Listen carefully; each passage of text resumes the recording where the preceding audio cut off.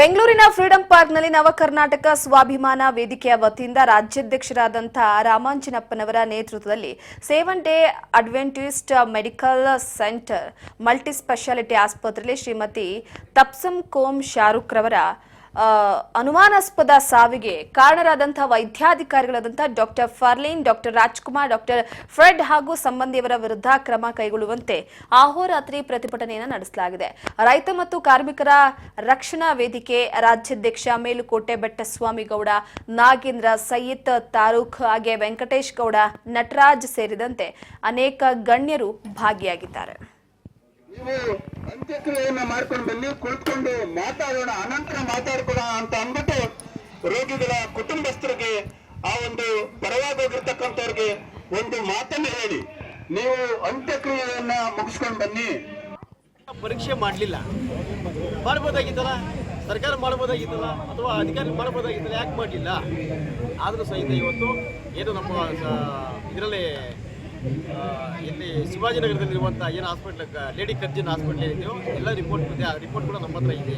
Police ಇಲಾಖೆಯವರು ಸಹ ಇದರಲ್ಲಿ ಇನ್ವಾಲ್ವ್ ಆಗಿದ್ದಾರೆ, ಪೊಲೀಸ್ ಇಲಾಖೆ ಇನ್ವಾಲ್ವ್ ಆಗಿದೆ, ಡಾಕ್ಟರ್ ಇನ್ವಾಲ್ವ್ ಆಗಿದ್ದಾರೆ, ಎಲ್ಲರೂ ಇನ್ವಾಲ್ವ್ ಆಗಿದ್ದಾರೆ. ಈ ಸಂಬಂಧಪಟ್ಟಿಗೆ ನಾವು ಆರೋಗ್ಯ ಮಂತ್ರಿ ಕೊಟ್ಟಿದ್ವಿ, ಗೃಹ ಮಂತ್ರಿ ಕೊಟ್ಟಿದ್ವಿ, ಮಹಿಳಾ ಆಯೋಗ ಕೊಟ್ಟಿದ್ವಿ, ಮತ್ತು ಮಾನವ ಹಕ್ಕುಗಳ ಆಯೋಗ ಕೊಟ್ಟಿದ್ವಿ.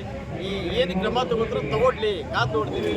ನಮ್ಮ ಕೊನೆಯಲ್ಲಿ ನಾವೇನು ಮಾಡ್ತೀವಿ, ಎಲ್ಲ ನಮ್ಮ ಕನ್ನಡಪರ ಸಂಘಟನೆ ಒಕ್ಕೂಟಗಳು ಮತ್ತು ರೈತಪರ ಸಂಘಟನೆ ಸೇರಿ ನಾವು ಸಾಂಕೇತಿಕ ಗಣ್ಯ ಮಾಡಿ ಹಾಸ್ಪಿಟಲ್ ಅಲ್ಲಿ ಸಾಂಕೇತಿಕ ಗಣ್ಯ ಮಾಡಿ ಅಲ್ಲೇ ಕೂತ್ಕೊಂತೀವಿ. ನ್ಯಾಯ ಸಿಗೋವರೆಗೂ ನಾವು ಪಡೆದಿಲ್ಲ ಸರ್. ಈಗ ಮುಂದಿನ ಹೋರಾಟ ಆದ್ರೆ ಆಸ್ಪತ್ರೆ ಹತ್ರ ಮಾಡಕ್ಕೆ ಸಿದ್ಧವಾಗಿದ್ರು, ನ್ಯಾಯ ಸಿಗಲಿಲ್ಲ ಅಂತ ಪಕ್ಷದಲ್ಲಿ ಏನಿವತ್ತು ಆ ಸಾವು ಸಂಭವಿಸಿದ ಹೆಣ್ಣುಮಗಳು ಆ ಸಂಬಂಧಪಟ್ಟಾಗೆ ಇಲಾಖೆ ಏನು ಪೊಲೀಸ್ ಇಲಾಖೆ ಇರ್ಬೋದು, ಆರೋಗ್ಯ ಇಲಾಖೆ ಇರ್ಬೋದು, ಅಥವಾ ಸಂಬಂಧಪಟ್ಟ ಏನು ಏನು ತಹಶೀಲ್ದಾರ್ ಆಗಿರ್ಬೋದು, ಅಥವಾ ವಿಭಾಗೀಯ ಅಧಿಕಾರಿಗಳಾಗಿರ್ಬೋದು, ಅಥವಾ DC ಆಗಿರ್ಬೋದು, ಇದರಲ್ಲೇ ಭಾಗಿಯಾಗಿ ಆ ನೊಂದ ಕುಟುಂಬ ಏನು ಹೆಣ್ಣುಮಗಳು ಸತ್ತೋಗಿದೆಯೋ ಆ ಹೆಣ್ಣುಮಗಳನ್ನ ದೇಹವನ್ನು ಪರೀಕ್ಷೆ ಮಾಡಿ ಯಾರು ಅದರ ಒಂದು ಕುಟುಂಬ ಒಂದು ಹೆಣ್ಣುಮಗು ಅಂತ ಆಸೆ ಪಟ್ಟಿದೆ.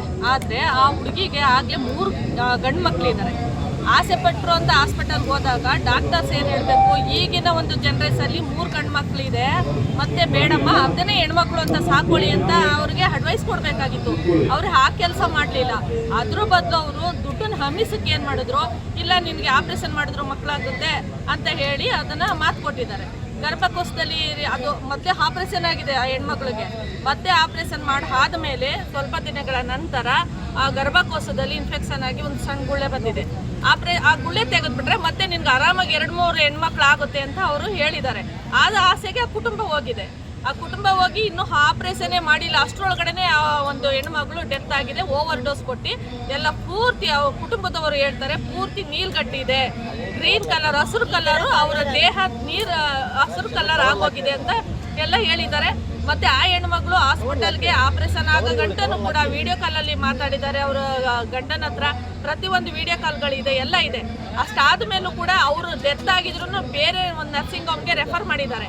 ಅಲ್ಲೂ ಕರ್ಕೊಂಡು ಹೋಗೋದ್ಮೇಲೆ ಇಲ್ಲ ಇದು 3 ಗಂಟೆ ಮುಂಚೆನೇ ಇವರು ಡೆತ್ ಆಗಿದ್ದಾರೆ, ಇದು ಆಗಲ್ಲಮ್ಮ ಅಂತ ವಾಪಸ್ ಮತ್ತೆ ಅದೇ ಹಾಸ್ಪಿಟಲ್ಗೆ ಪುರಕೇಸಿ ನಗರದಲ್ಲಿರುವಂಥ 7th ಡೇ ಒಂದು ನರ್ಸಿಂಗ್ ಹೋಮ್ಗೆ ವಾಪಸ್ ತಂದಾಗ ಅವ್ರು ಹೇಳಿದ್ದಾರೆ ಆಗೋಗಿದೆ, ಏನೋ ಒಂದು ಪರಿಹಾರ ಮಾಡ್ತೀವಿ ಹೋಗಿ ಅಂತ ಹೇಳಿದ್ದಾರೆ. ಇಲ್ಲಿ ಸಮ್ಮುಖದವರು ಕುತ್ಕೊಂಡಿರೋರು ಅವ್ರ ಜನಾಂಗದವರು ಏನು ಮಾಡಿದ್ದಾರೆ, ಏನೋ ಸಮಾಧಾನ ಮಾಡಿ ಅಂತ್ಯಕ್ರಿಯೆನ ಮುಗಿಸಿದ್ದಾರೆ. ನಂತರ ಹೋಗಿದ ತಕ್ಷಣ ಏನು ಹೇಳಿದ್ದಾರೆ, ಒಂದು 2-3 ದಿನ ಬಿಟ್ಟು ನಮಗೂ ಇದಕ್ಕೂ ಸಂಬಂಧನೇ ಇಲ್ಲ ಅನ್ನೋ ರೀತಿ ವರ್ತಿಸಿ ಆ ಕುಟುಂಬದವರಿಗೆ ನ್ಯಾಯನೂ ಕಲ್ಪಿಸಿಲ್ಲ. ಮತ್ತೆ ಆ ಬಾಡಿನ ಕೂಡ ಪೋಸ್ಟ್ ಮಾರ್ಟಮ್ಗೂ ಕಳಿಸ್ತಂತೆ ಅವರ ಒಂದು ತಲೆನ ಕೆಡಿಸಿ ಬೇಗ ಅವರು ದಫನ್ ಮಾಡಿಬಿಟ್ಟು ಅಂತ್ಯಕ್ರಿಯೆ ಮುಗಿಸ್ಲಿ ಅಂತ ಅವರು ಮೈಂಡ್ ವಾಶ್ ಮಾಡಿದ್ದಾರೆ. ಈ ಒಂದು ವಿಚಾರವಾಗಿ ಆ ಒಂದು ಕುಟುಂಬಕ್ಕೆ ನ್ಯಾಯ ಸಿಗಲೇಬೇಕು. ಮತ್ತು ಈ ಡಾಕ್ಟ್ರುಗಳು ಎಂತೆಂಥ ಮೋಸ ಮಾಡ್ತಾ ಇದ್ದಾರೆ. ಆಪ್ರೇಷನ್ ಆದ್ರೂ ಇಂಥ ಸಕ್ಸಸ್ ಆಗಲ್ಲ ಅಂದಮೇಲೆ ಯಾಕೆ ಆಪ್ರೇಷನ್ ಮಾಡಬೇಕಾಗಿತ್ತು? ಆ ಕುಟುಂಬದವರಿಗೆ ಬಂದಾಗ ಸರಿಯಾದ ರೀತಿ ಅಡ್ವೈಸ್ ಕೊಡಬೇಕಾಗಿತ್ತು, ಯಾಕೆ ಕೊಟ್ಟಿಲ್ಲ? ಈ ವಿಚಾರವಾಗಿ ನಮ್ಮ ನವ ಕರ್ನಾಟಕ ಸ್ವಾಭಿಮಾನಿ ವೇದಿಕೆದ ಅಧ್ಯಕ್ಷರು ಎಲ್ಲ ರೀತಿಯ ಮಹಿಳಾ ಆಯೋಗ, ಕಮಿಷನರು ಮತ್ತು ಹೋಮ್ ಮಿನಿಸ್ಟ್ರಿ ಎಲ್ರಿಗೂ ಕೊಟ್ಟಿದ್ವಿ, ಆದರೂ ನ್ಯಾಯ ಸಿಕ್ಕಿಲ್ಲ. ಈಗ ನಾವು ಫ್ರೀಡಂ ಪಾರ್ಕಲ್ಲಿ ನಾವು ಸಾಂಕೇತಿಕವಾಗಿ ಹೋರಾಟ ಮಾಡ್ತಾ ಇದ್ವಿ. ಮುಂದಿನ ದಿನಗಳಲ್ಲಿ ನಮ್ಮ ಕನ್ನಡ ಪರ ಸಂಘಟನೆಗಳ ಎಲ್ಲ ಒಂದು ಮಹಿಳೆಯರು ಪುರುಷರ ಜೊತೆ ಸೇರಿ ಹಾಸ್ಪಿಟಲ್ ಒಂದು ಕುಟುಂಬ ಒಂದು ಹೆಣ್ಣುಮಗು ಅಂತ ಆಸೆ ಪಟ್ಟಿದೆ. ಆದರೆ ಆ ಹುಡುಗಿಗೆ